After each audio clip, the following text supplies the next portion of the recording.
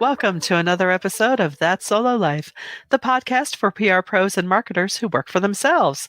I am Michelle Kane with Voice Matters, and I am here as always with Karen Swim of Solo PR Pro. Hi, Karen. How are you?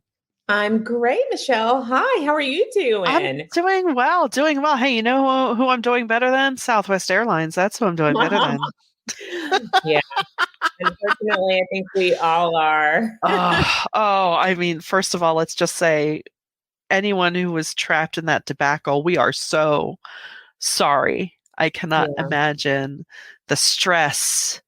I mean, I always get angsty even when they play the little, oh, we're slightly overbooked. Who would like another ticket? Because I am a rigid traveler. I booked my flight because I want to be home X because I have all these things to do after. So, oh my goodness. It has just been quite the season for them. So we're going to talk about that a bit today. You know, what happened from a communications point of view, from a business perspective. I know, one of the things that really came to fore was, as word got out of what was really causing this problem. And I think this will help us as we advise our clients of, don't shortchange investing in your company's infrastructure. In this case, having this archaic manual call-in system for staffing, because, if that crashing, well, we saw what happened. yeah, Don't put that off. yeah. I mean, it's interesting because, of course, when anything seems to go wrong with an organization and it becomes public knowledge, the general public will label it as a PR failure. This Yeah. wasn't a PR failure. This No. was an institutional failure or an Yes. organizational failure. Yes. However, I think as solo PR pros, it's important for us to take a moment and to understand again. And I know that we do, but it's a good reminder how important it is to be really embedded in your Yes. client's business and understand. So, Yeah. for example, before, and I'm sure many of you do this, if we're working with a client on, any type of a big launch, we ask about technology questions. And we also ask them not to do anything new before a launch. So please don't go making adjustments to your website before a launch. Don't do these things. But Right. we always like to run through any type of customer facing system ourselves right in Mhm. the beginning of our engagement to understand what that looks like to their user base. Even when it's B2B, we ask them to put them, let us into those systems. We want to see more than the demo. We want to actually be able to do what customers do in whatever system that is. If it's, a website area where they're going to get information or how they're running their system, we want to see that Yeah. because that allows us to then say, well, here are some gaps. Here are some things that you can look at. I think it's important that we get comfortable looking at things from the external facing viewpoint so that we can advise and be proactive before it becomes an issue. In this case, with Southwest, understanding how scheduling happens and, pointing out like we need to make some changes. They could have made changes. I mean, God, it was quiet during the pandemic. You're right. They had all that time. Now, I I'm did. Brazilian. I did read one piece, again, not 100% verified, of the different points of view of the CEOs. I guess the one that had been in place for about 10 years or so was very much focused on the bottom line, and that's really all that mattered. Didn't really matter as far as the health of the company and its ability to, move into the future and keep up, or just, hey, provide basic service. But I think that's so key what you said about our seat at the table as a counselor. Don't be afraid to, I don't want to say jump out of your lane. There's probably a better way to Because it is say your it. lane. I But mean, yeah. take that initiative if you see something that you can, foretell is like, oh, that's not maybe going to end so well for you. I really suggest, this. That is part of our job, because yes, our job is to handle crises, but it's also our job to help them prevent the crises to begin with. Absolutely.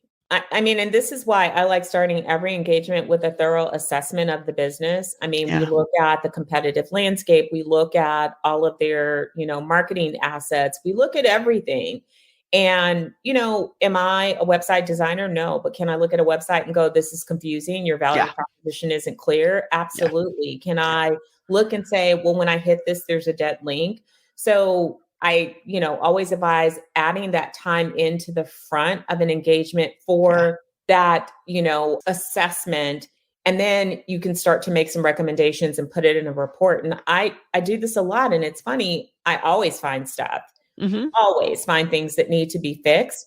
Clients really appreciate that. They appreciate that you're taking a whole look at your business and you're Yeah, coming at it with fresh eyes. So yeah, we all know how easy it is when you are looking at something all the time or you're part of a company for a long time. You can miss things because your brain almost starts to not see them. yes, And yes, so, yeah, I think it's unfortunate that, for a company that seemingly is so devoted to service, they really missed it big time on making sure that the components that go into serving their users failed so dramatically. yeah. I agree. I think that that is probably what was part of the shock to our collective system because Yeah. of all the airlines to expect that from. You think, wait, the jokey flight attendants, that airline, Yeah. they messed up? Hold on. What's happening?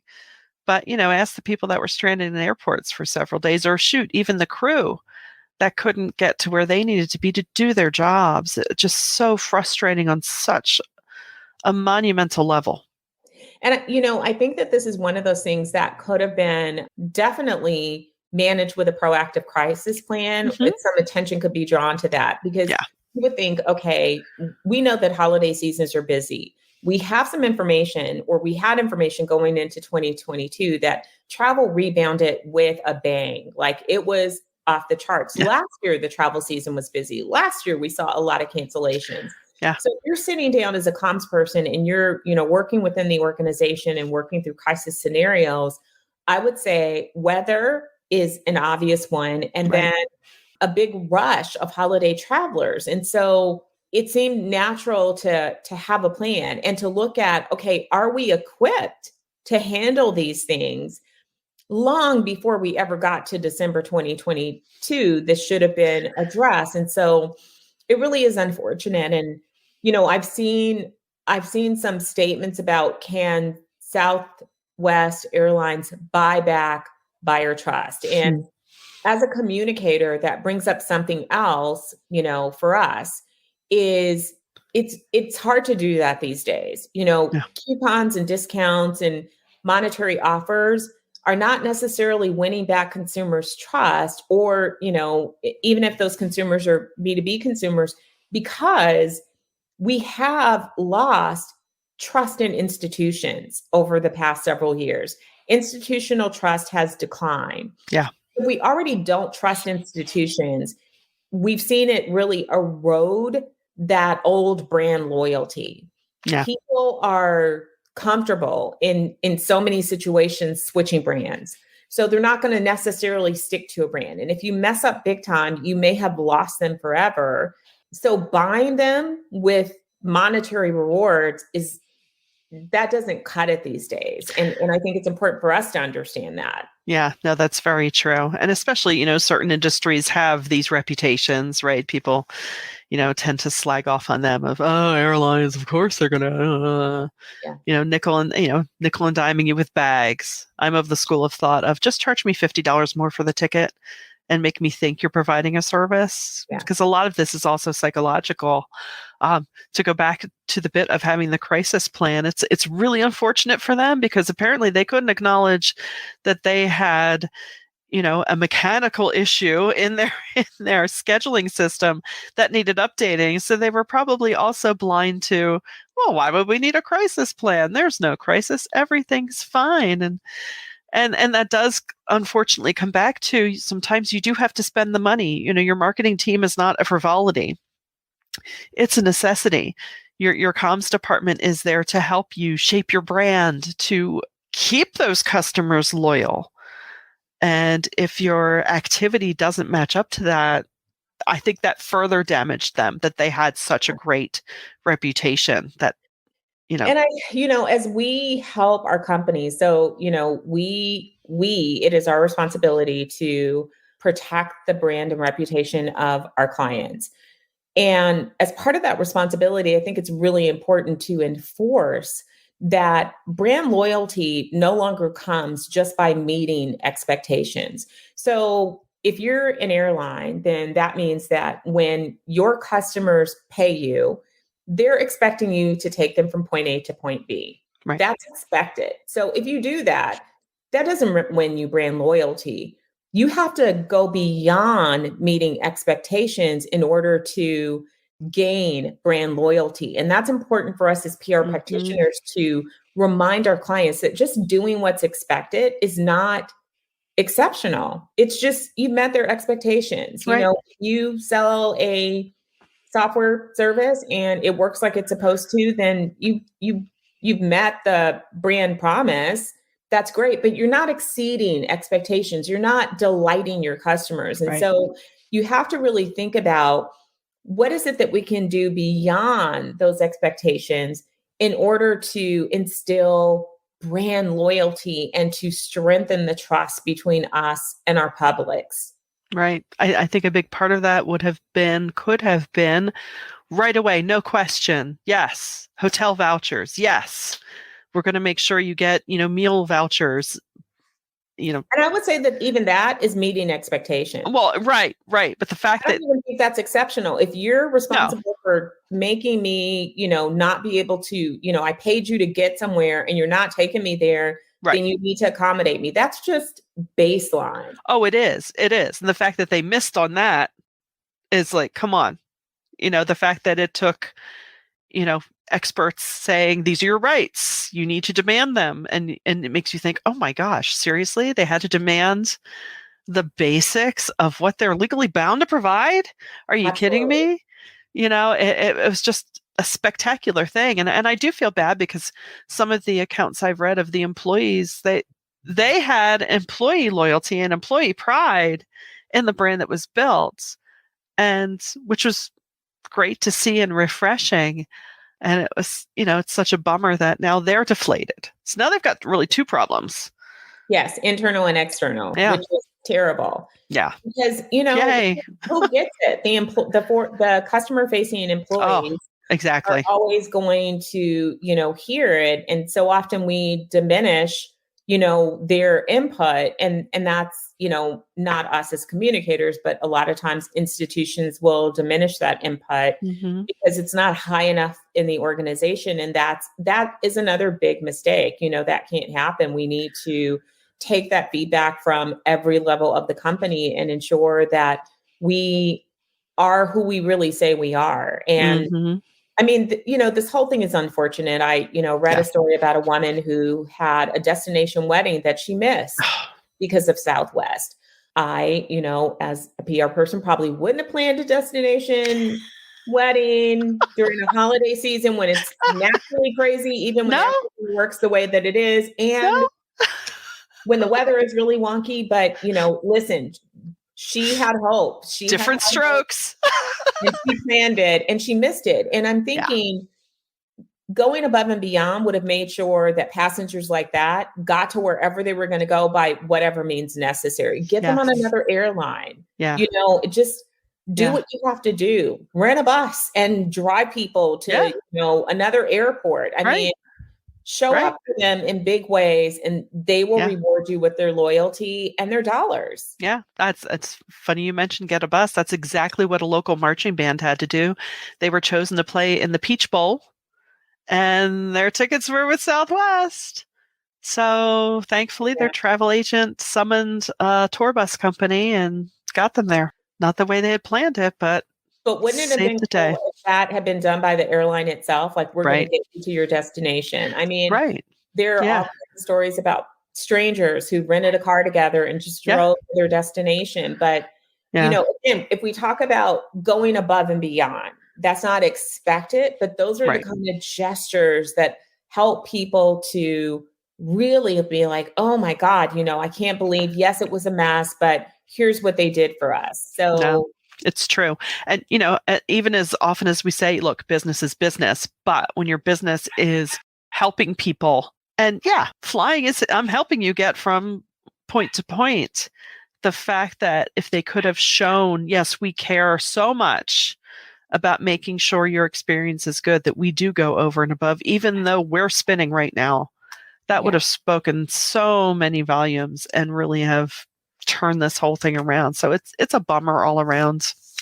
Yeah, and I think, it's funny as we're talking about this for, independent PR people, we of course have a little bit more control over our own reputations and our self-worth. Unfortunately, in-house comms people are only able to do what they're able to do. And Correct. I truly believe that many of them know exactly what to do. Many of them Yeah. counsel the right things to do, and Yeah. sometimes they're not heard.